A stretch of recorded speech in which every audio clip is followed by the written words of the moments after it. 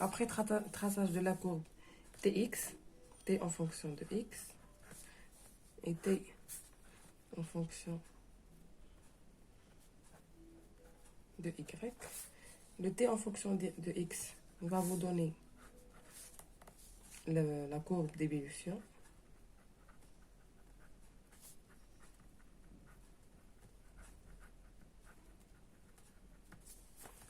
Et le T en fonction de Y, c'est la courbe de Rosé.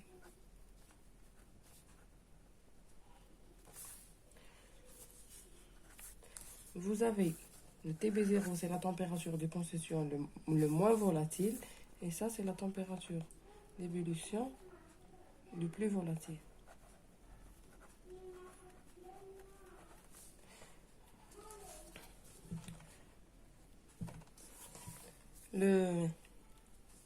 Tout ça, c'est le diagramme isobar. AP total égale 101 kPa. La première question de l'exercice vous dit, après le traçage, on élève la température d'un liquide à 30% molaire en H.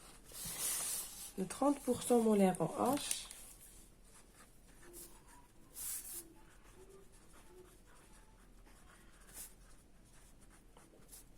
le H,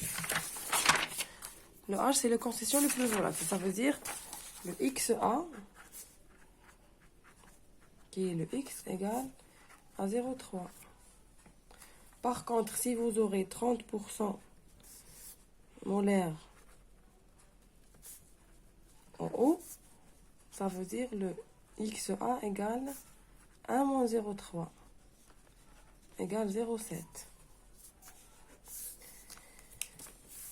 On vous dit, on élève la température d'un liquide à 30% molaire en H à l'ébullition. On va à la courbe, on prend 0,3 et on monte jusqu'à l'ébullition, la courbe d'ébullition. Quelle est la composition Y de la vapeur initiale formée? Ici, on a une petite quantité de vapeur qui se forme, plus le liquide. La composition de cette vapeur, on la trouve par projection. On aura le Y. Le Y pour la première valeur égale à 0,7.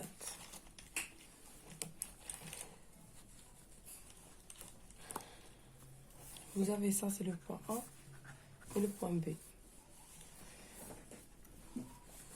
Pour la question suivante, on vous dit la vapeur formée en B, ça veut dire dans la question précédente, est condensée jusqu'à son point d'ébullition. Ça veut dire la vapeur qui se forme ici, elle est condensée.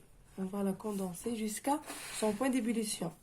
Ça veut dire jusqu'à ébullition, jusqu'à avoir la première goutte de liquide.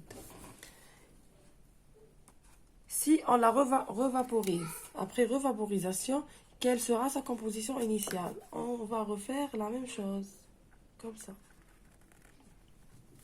Et on aura 0,92. Ça, c'est l'intérêt des étages. Ébullition, condensation. Ébullition, condensation. Maintenant, si on vous donne un mélange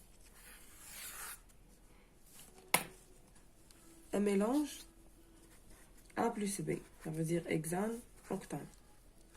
Et on vous donne par exemple un mélange 50-50, ça veut dire 50%.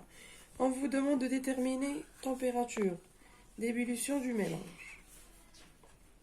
Température de rosée du mélange. À la première réponse, on met 0,5. On monte jusqu'à la courbe d'ébullition. Ça, c'est la température d'ébullition du mélange. Après, ça, c'est la température de rosée du mélange. On a aussi, si on donne ce mélange, par exemple, 50-50, on vous dit quelle est la composition à une température égale à 90 degrés. Par exemple. Quelle est la composition? 50-50 à une température de 90 degrés par exemple, on fait la projection, on trouve un point ici. Dans ce point, nous avons le liquide plus la vapeur. On a liquide plus vapeur. Dans le liquide, nous avons XA et XB. Et la vapeur, vous avez YA et YB. Le XA, on le trouve par projection dans la courbe d'ébullition. Et YA par projection dans la courbe d'opposé. Et bien sûr, le XB égale 1 moins XA. Et le YB égale 1 moins XB. Moins YB. YA.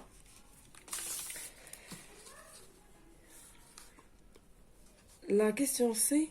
Représentez les séquences B et C sur le diagramme XY. Regardez.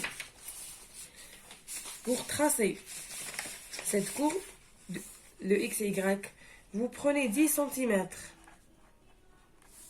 Et toujours, lorsque vous tracez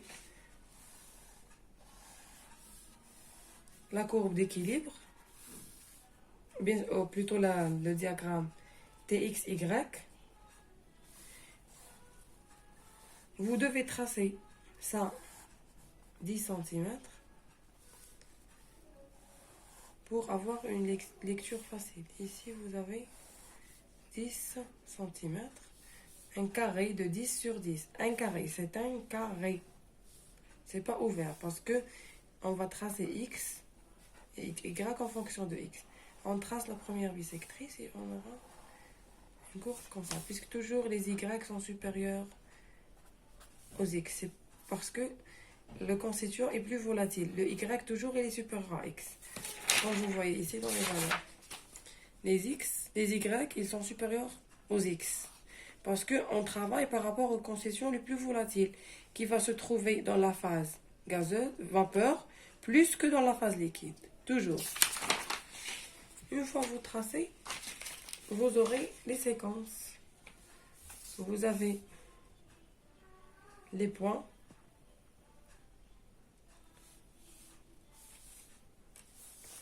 Vous avez les points A, B, C et D.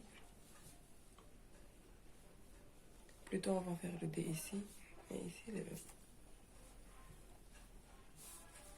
C'est tout.